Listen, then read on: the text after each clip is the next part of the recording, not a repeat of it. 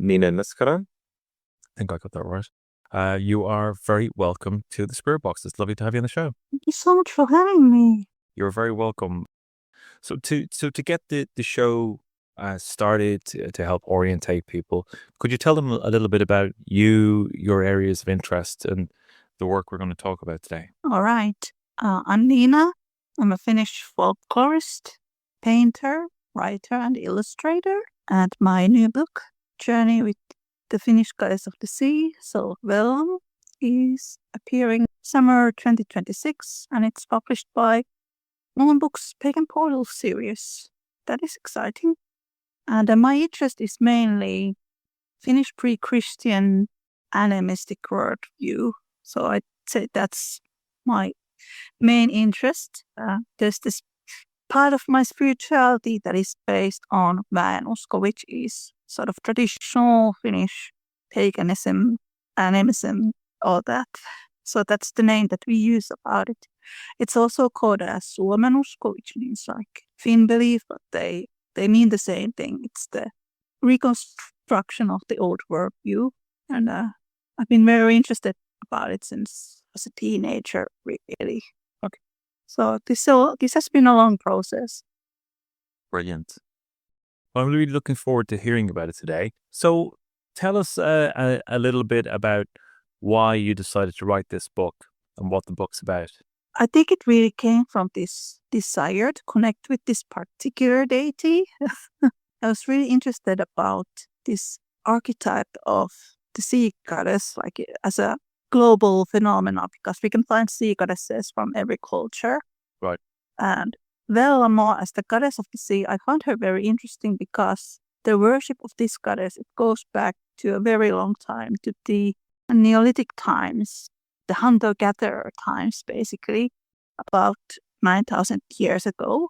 It was the time of the last ice age. Wow.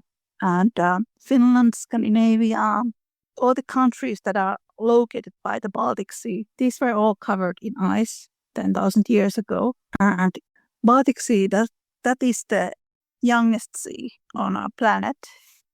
It's only 9,000 years old. When the ice was melting and all this land was rising, this land that now is Finland, back then, the first people who came here, they came from Siberia. There were tribes that came from the Baltic countries. These people, they worshipped a goddess called Veden Emma, which means the mother of waters. And this was more like a shamanistic goddess, a shapeless feminine spirit. But it is believed that Vellamo, the water goddess in the Finnish folklore, she's sort of morphed from this early animistic character. But it is when people in Finland, the tribes, they went from hunting to agriculture.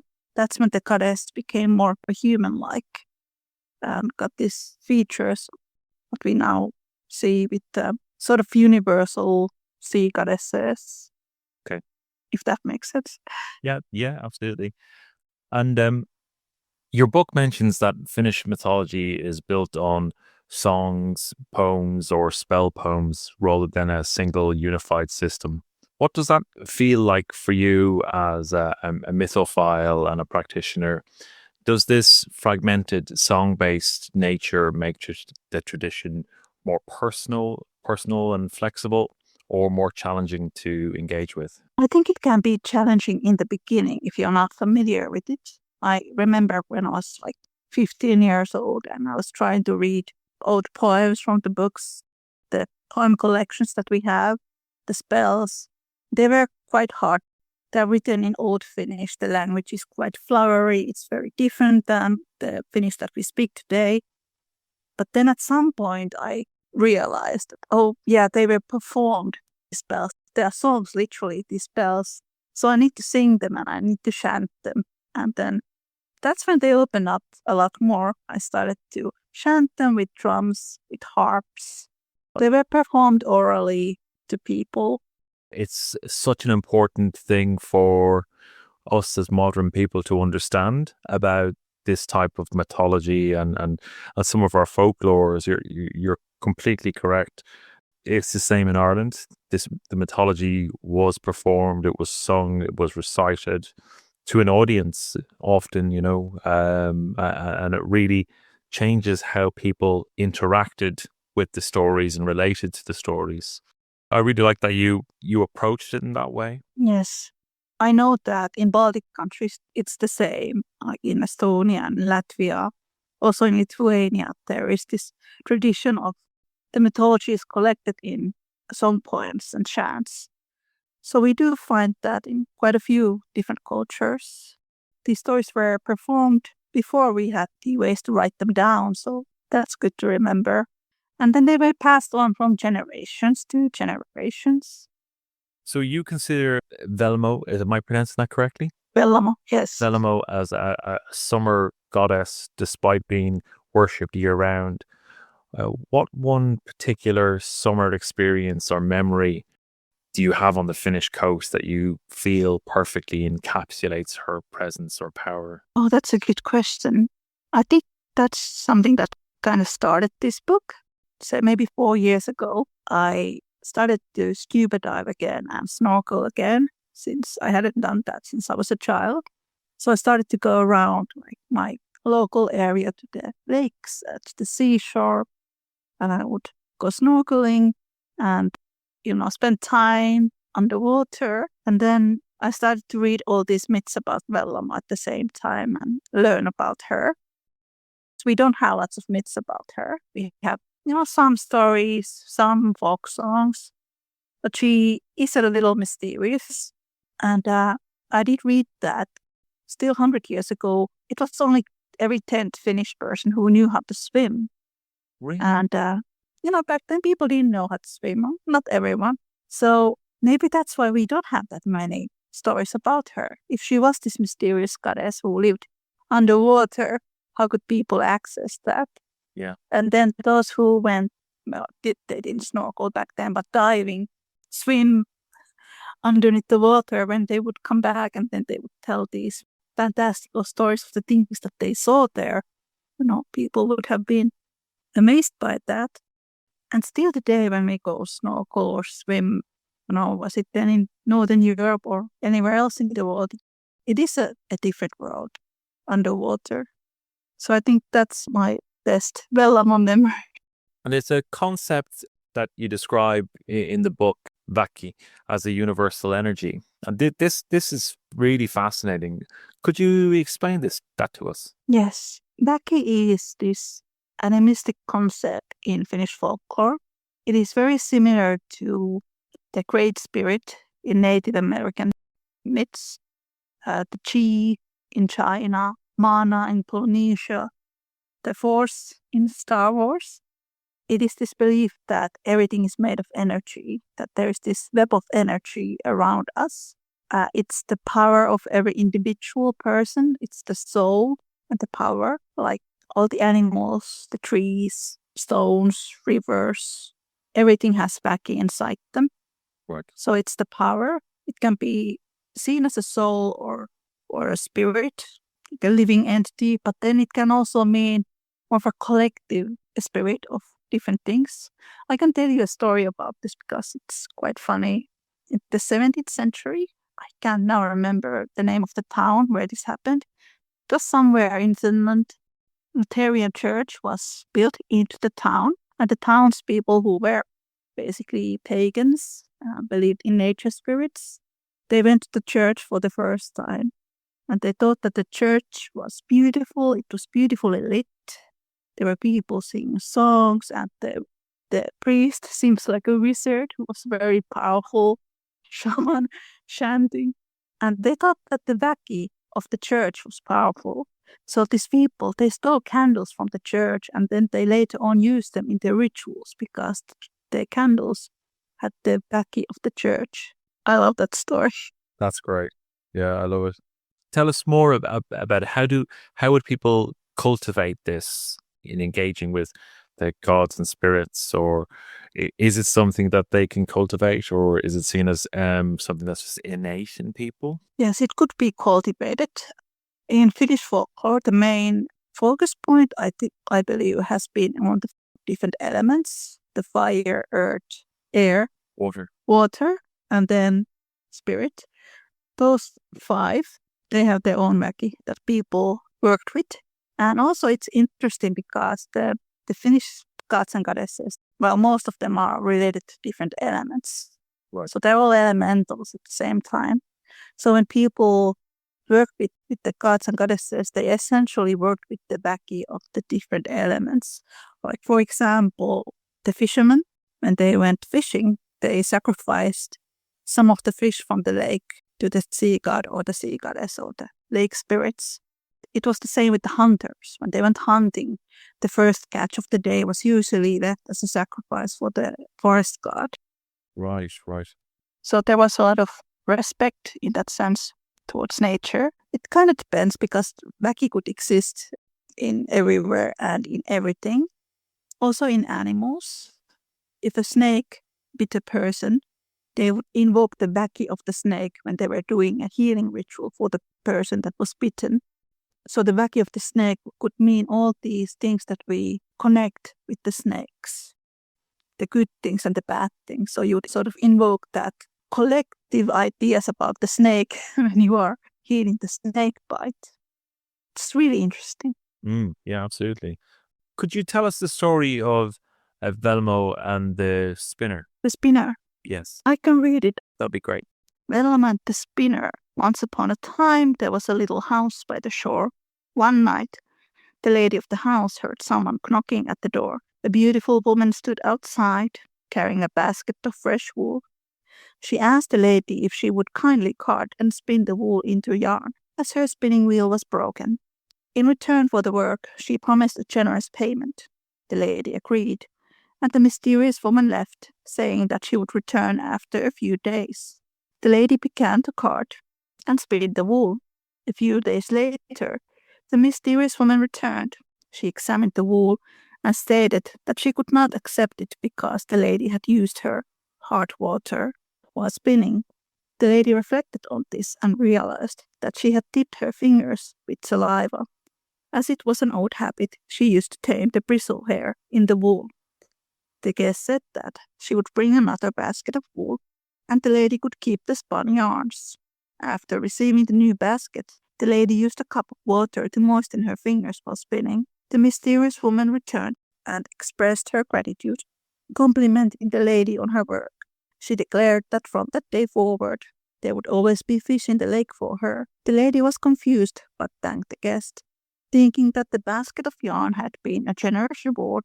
As the strange woman left, the lady watched her through the window and saw her walk towards the shore. To her astonishment, the woman with her basket walked straight into the waves and vanished. This mysterious woman was Vellamo, the goddess of water. After that encounter, the family never ran out of fish, and the lady knitted beautiful shirts from yarn for her loved ones. Lovely. I really enjoyed that story, and I wanted to get your thoughts on it. So, like the idea of the heart water as being too human or too personal to the spinner. How do you think this principle of respecting or acknowledging the boundary between the human and the divine realm, how has that influenced, say, like your own practice or your own approach to this work and your worldview? That's a good question. I think actually this story also describes Väki pretty good. Yeah. Because back in the days, and I have studied like old Finnish folk magic and things like that, people did believe that there was Väki also in their hair, in their nails, toenails. If someone wanted to do like black magic and harm another person, they would pick their hair or nails and do some spells to harm them. People actually used to, bury their nails and, dispose them very carefully, so no one could harm them that way. Right. It was really interesting. So in this case, when there is hot water, it's actually a really lovely way to call saliva hot water. It is too human for the sea goddess. Yeah. I think it's somewhat a metaphor for the idea in the past that lakes were portals to the other world. Oh. And water areas were portals. It's really fascinating. In my own practice, I don't really care that much about my hair goes somewhere else. I often leave my hair for birds, for the birds' nests, so I don't really care that much. I love to study these things. It's just really fascinating. Yeah, absolutely. Could you tell us a story then of Vellamo and her cows? Yeah, sure. I have it somewhere here. That's a bit shorter one, but it's pretty. Yeah, I love that story. It was really nice. Yeah, Vellamo and her cows. It was a beautiful morning. Bird was just awakening. A lonely owl would make noise, and little birds were awakening to a new day. The lake was still and covered with mysterious morning mist. Birds on the shore took a flight when the water began to stir. From the water, beautiful cows stepped to the shore, their skin glistening from the sparkling water. They were followed by a woman with her long hair flowing freely. It was Vellamo, the goddess of the sea, lakes, waters, and shores. Vellamo allowed her cows to roam freely in the woods and along the sandy shores. The mortal could hear them from distance, the sounds of bells ringing in the cows' necks, and Vellamo singing with her beautiful voice to the cows. So back in the days in Finland, cows were free to roam in the woods and in the woodlands. Right.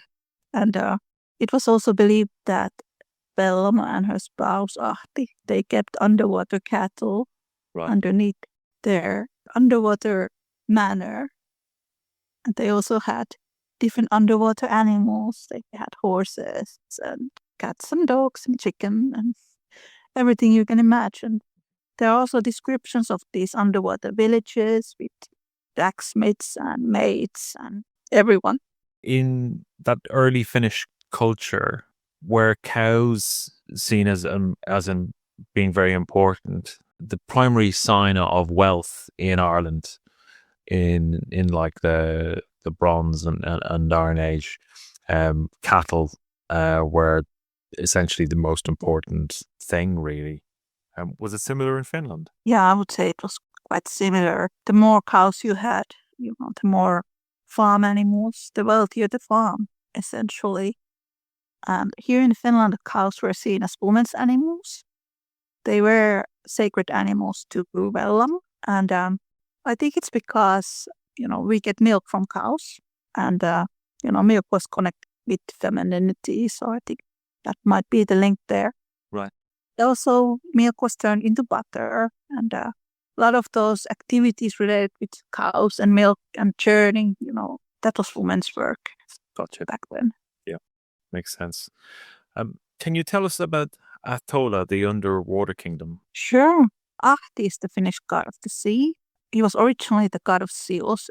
At some point, he becomes like the god of lakes and seas. But originally, he was probably the god of seals. Ahtola is the home of the water people in Finnish folklore. Home of the mermaids, home of the sea life, and all these magical water creatures. But it's one of those ideas that are quite mysterious to people because people did not know that much what was underwater, what the underwater world looked like.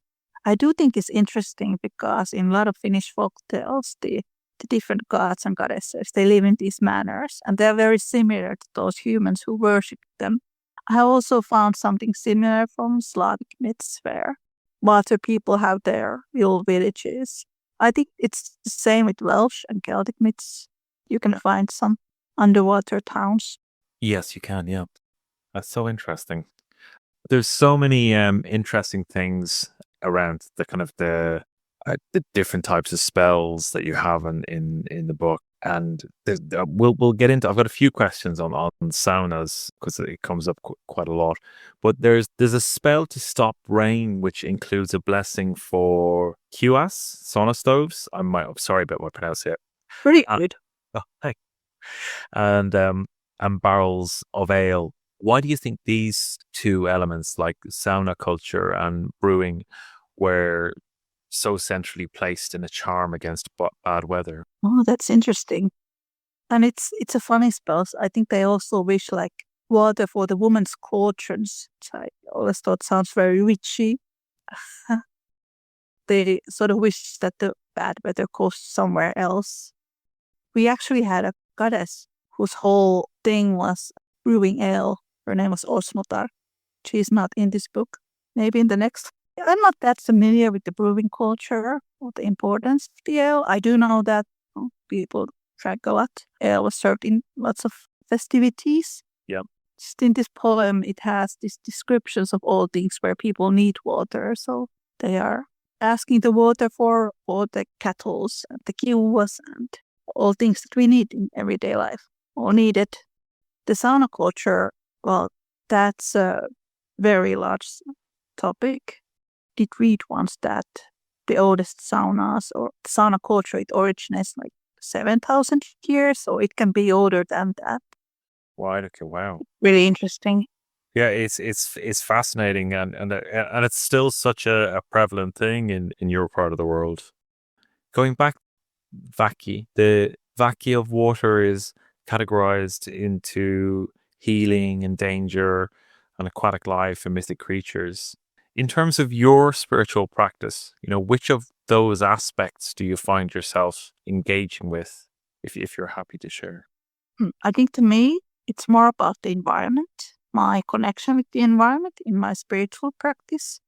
I live on an island. I live in the archipelago, and I grew up in the coast, like the landscape of a coast that's very close to my heart. And so to me, I think the vacuum of water is more about the landscape and the connection that I have with the landscape. I like that a lot. Yeah. Yes. Like I mentioned that I like to snorkel. To me, it's often that in my mind, I think, oh, I'm going to visit now the vacuum of water. Make that kind of chance in my head before I go snorkeling. I'm going to visit the vacuum of water now. Yeah, there's a particular word in Irish Gaelic. It's very much like a word for longing or homesickness, but it's a longing for the sea. It's a longing for seeing the sea. I can't remember exactly what the expression is. It's not a very well known word. Like kuma is like the word for general longing or homesickness. I think that relationship between landscape and people is captured in so many of the old ideas that come through in our folklore and mythology. So it's lovely to hear about your relationship with these older concepts and how it relates to your place, where you live and where you grew up. That's something I relate to. Yeah. And I think today it can be very difficult to connect with the old goddess because when it comes to Finnish folklore, we don't have that many myths that some other cultures might have. So we rely a lot to these old folk poems. Some deities, there are more information about them than others. So we have to use our imagination. And then what came to Vellamo, I had to think about how do we relate with her today? Is she valuable today? Because we tend to take water for granted. And here in Finland, of course, we have so many lakes here. We have thousands of lakes. White swimming is very common here. A lot of people go white swimming. Sauna culture is still very common. I don't think it's ever going to go away entirely. So I had to think about all these modern ways that we connect with this goddess. I also think she's connected with travel. She was invoked by the sailors back in the days when they were traveling. They asked Vellamo for good weather and good luck for their journeys. They asked her to control the winds so she can be invoked when traveling. Yeah, she's also the goddess of healing. If someone cut their finger, they could invoke Vellamo if they were healing that with cold water. Right. Yeah. There's a text in the book that describes like a 3-layered worldview. I think it's Jelinkin, Keskinen, and Alien. Yes. I'm sure I've pronounced them incorrectly. How do I pronounce those? Keskinen, Alinen, and Ylinen. Ulinen. Okay, thank you. Can you tell us about those? Sure. In Finno-Ugric cultures, it was very common to have 3-level worldview. Keskinen is the middle world. It's the world where we live, and it's also the place where the vacuum of water Baki of the forest, Baki of the earth exists. Then there's Ylinen. Ylinen is the upper world. It's the world where the air spirits live, the gods of the air. Bear is a very important god in Finnish folklore. Bear lives in Ylinen, old ancestor. Also Ukko, the thunder god. Päivätar, the sun goddess. These are creatures of Ylinen. And Yli means like up in Finnish. Then we have Alinen, the underworld. That is the place of the dead, the ancestors. Right. And those underworld spirits. And there are different interpretations of these three worlds where they exist. I like in the interpretation that these three worlds are actually our subconsciousness and our day consciousness. And then when we sleep and when we meditate, then we can travel between these worlds. I can tell you about this one Finnish magical character that is not mentioned in the book, but it's really interesting. We had this horse spirit in Finnish folklore, and his name was Ikutihku, and he was created by the trolls from fire and ice. He was the first horse, and Ikutihku traveled between these three different worlds, and he delivered messages from gods to the people. But he could not travel in Keskinen during the summer because he would melt, so he could only travel in winter. So I thought it's hilarious. Yeah, I like that. You included a poem for the origin of water. Could you tell us that poem? I'll see if I can find it here. Give me a moment. Oh, there it is. Dear water's origins is known, and the genesis of dew. From the sky has water come, from the clouds in little drops. Then it rose in a hill, grew up in the crevice of a rock. Vesi the water cape, white the sun. So the swamp cape, son of Kaleva, dug water from a rock, from a hill let water gush, with his golden stick, with his copper staff, and he let it gush from the hill, and he had brought it from the rock. The water wavered like a spring. It ran in a little rills. Then it increased in size. As the river it began to flow, as a stream to dash noisily, to thunder like a cataract. To the great sea, into the open sea below. Fire's genesis is from the sky. Iron's origin from the iron ore. Earwad's origin from the clouds. Water is the oldest of the brothers. Fire is the youngest of the daughters. Iron is the intermediate one. And that is from the magic songs of the Finns. Fantastic. And are there other traditional song poems or chants for the origin of the other elements? I think they are. I don't have my copy here with me because I have somewhere magic song of the Finns. There's origin of the trees. There's origin of the sun, I think. Origin of skis. Yeah, it's absolutely lovely. I remember the animal poems the best because I like to read them the most. The cats were born in the sauna in the origin poem of the cat. It's just lovely. Origin of the bear. Bear was born in the starry sky. It's all really magical and fantastical. These are just absolutely gorgeous poems. Origin poems, it's a complete category in these Finnish folk songs. Right. And these were really performed magically in rituals when people wanted something from the universe. That's lovely. I love that origin of the skis. Well, it gives you an idea how important it was to the culture, but it still is. I remember being in Helsinki many years ago and chatting to some people in a pub, and somebody asked me if I could ski, and I'm like, no.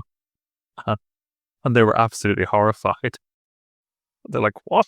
What do you mean you can't ski? We don't have that much snow in Ireland. You name Meliki, Vellamo, and Lovetar as the Holy Trinity. Firstly, can you pronounce them correctly? And second, can you tell us about them and how they relate to each other? Sure. Mielikki and Loviatar, the pronunciations. Thank you. Mielikki is the goddess of the forest, and she's the goddess of hunt as well. She was the first Finnish goddess who I related a lot. I worked with her. I tend to see the different goddesses as more as archetypes. I'm more of Bandist. Mielikki is really interesting. She's a goddess of hunt, and she's also the goddess of wooded animals. So it's a bit of a contradiction.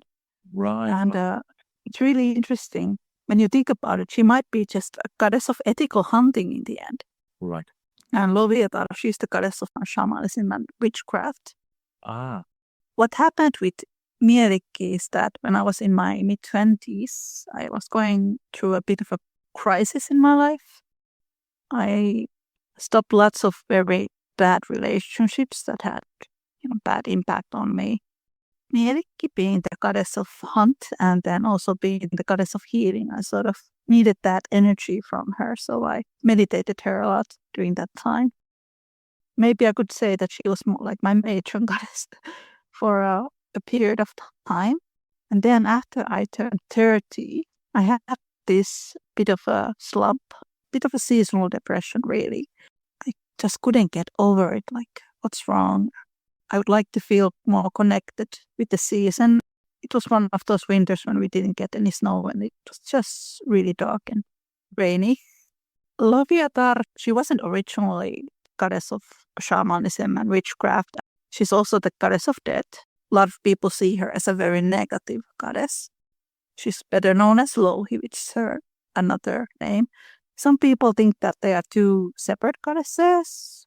I always thought that it was one of the same goddess or like the aspect of the same goddess, each to their own. She gets a bad rep because she's also the villain in our mythology in Kalevala. It's a whole other discussion. But she gets a bad rep because she's the goddess of death. The people always describe her a bit like a Baba Yaga character, this old hag, terrible and terrifying, and a great witch and powerful. But originally, and I learned this from a Finnish folklorist some time ago, that first, in the beginning of times, this ruler of the underworld was a male god. But then at some point, the culture became more patriarchal, so the woman became the ruler of the underworld. Right. And Loviatar was originally possibly goddess of the moon, or maybe a Sami goddess who was sort of transported to Finnish folklore. It's a haze, we don't know. So she wasn't originally a goddess of any of those things. But then she developed into that. I really like her as a goddess because she's very multi-layered. Right. During that time, I started to meditate Loviatar, and I wondered, am I going to see some kind of horrible visions because she has this bad reputation? But instead, I just felt loved, and I had these visions of snowflakes and snow falling down and northern lights and her giving me wisdom to pass on. So it was a very positive experience with her. And I decorated my whole apartment with snowflakes after that. Oh, that's lovely. Just connected her that way. Vellamo is just the last one who I have worked with. That started a few years ago with my snorkeling hobby. Maybe in the future some other comes and we'll see how that goes. Thank you for sharing that. Anytime. You have a chapter on the Vaki of sauna rather, which I really loved. That was so interesting. I loved all the kind of the detail about the gathering of the different types of branches and in particular rituals. Could you tell us some of the traditions around sauna practice and some of the folk tales? It was very encompassing in the past how closely our lives were tied to saunas. Women gave birth in the saunas all the way to the 1960s. It's in the areas where there wasn't hospitals.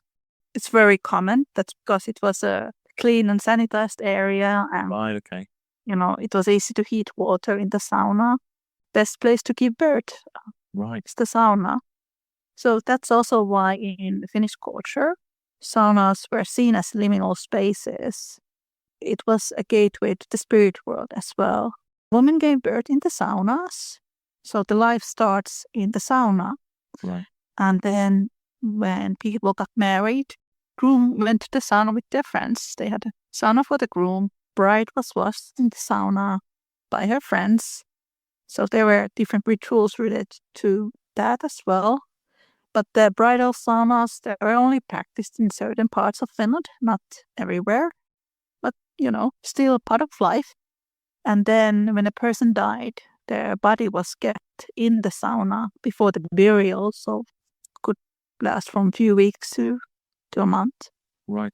And when the body was kept in the sauna, that's when people thought that all kinds of spirits were on the move. Really? Okay. Yes. God, I had no idea it was so embedded in so many aspects of Finnish life. That's incredible. Yeah. It's really interesting when you go deeper into that. Yeah, super interesting. I've got I think 2 more questions. There's a god called Ukko that you mention in the book. Ukko is the god of thunder. He's the god of fertility, god of community. When Christianity arrived to Finland, first in the form of Catholicism and later on by Lutheranism, Ukko was the one who was converted into the Christian god, because god of the sky. Yeah, he's very similar to Thor, somewhat similar, and also Perkunas in Baltic countries. We have all these thunder gods in Europe who are somewhat connected with one another. I think Ukko is quite interesting. He was worshipped by women in summer solstice, and they performed love spells. There was a festival for Ukko called Ukonmaka. It was usually celebrated around summer solstice, but then people could also celebrate it, any day in the summer when the weather was warm. And it was just like people coming together in a community to celebrate the abundance of the land. And Vakka is a food sacrifice, so food was sacrificed for Ukko in Ukonvakat. And he was an important god because he brought the rain with him and the thunder. And, rain and thunder meant that plants are going to grow. So he was the god of agriculture in that sense as well. When we go back in history to more of the Neolithic times and the Stone Age, before Ukko, there was Ukkolintu, the thunderbird. It's quite fascinating because it does seem that there was some kind of totemism going on here, because people have worshipped bears and also moose. But there's some archaeological evidence of worshipping swans. It's quite fascinating. So why not worship thunder god, which is the eagle? It's quite interesting. Yeah, super interesting. I didn't realize there was like a thunderbird. Yeah, thunderbird. Yeah, that's interesting, because it's normally associated with North America, but clearly Finland as well. That's really intriguing. Now, I've one kind of final question for you, and this isn't in the book, but it's a Finnish tradition which I mentioned to you when we spoke last, when we first attempted this call. I'm absolutely fascinated by this particular bit of Finnish folk tradition with the Nuttipuki. Could you tell us a little bit about that, if you know much about it? Yes. Nutti was the end of the winter festival, and Nuttipuki, he was part of the mumming tradition. And we also have Kekripukki, who visited people around Kekri, the Day of the Dead harvest festival. Nutti was celebrated on January 13, and Nuttipuki and all these other mummers, they would visit from house to house. They performed like raunchy jokes Right. and plays for people in the house. Like after going from house to house, they would go on at this one house where there would be a bigger celebration.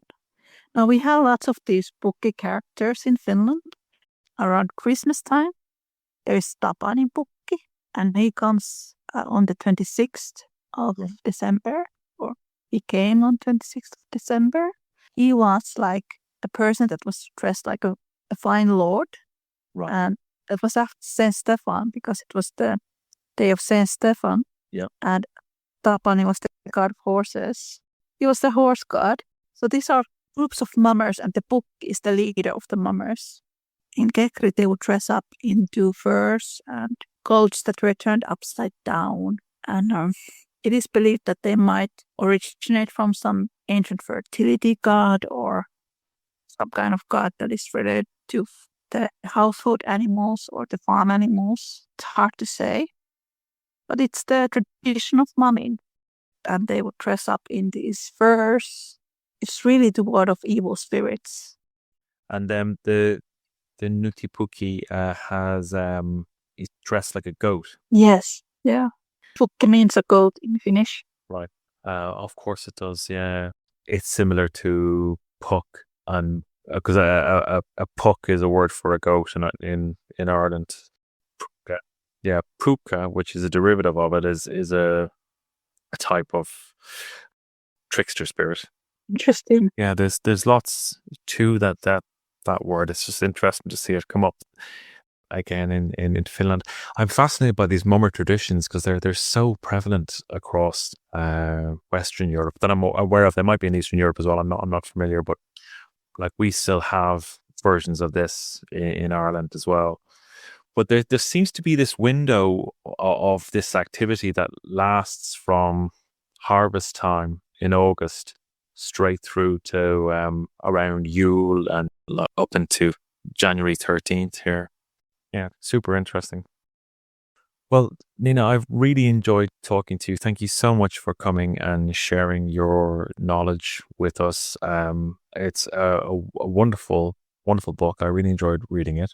Can you tell the audience when the book will be coming out and where's the best place for them to find it and indeed find you and more about your work? Thank you for having me. I don't have the exact date yet, but it should be out in summer 2026, and you can get it from my website and then from Moon Books and also from all the different bookstores online and offline. You can find me from my website, fairychamber.org, and my YouTube channel is called Fairychamber as well, and my Instagram is Fairychamber Art. So you can just find me there. Great stuff. Well, I'll put the links to that in the show notes. And thank you again for coming and sharing your knowledge with us today. It's been a really interesting conversation. Yes, it was. Thank you so much for having me.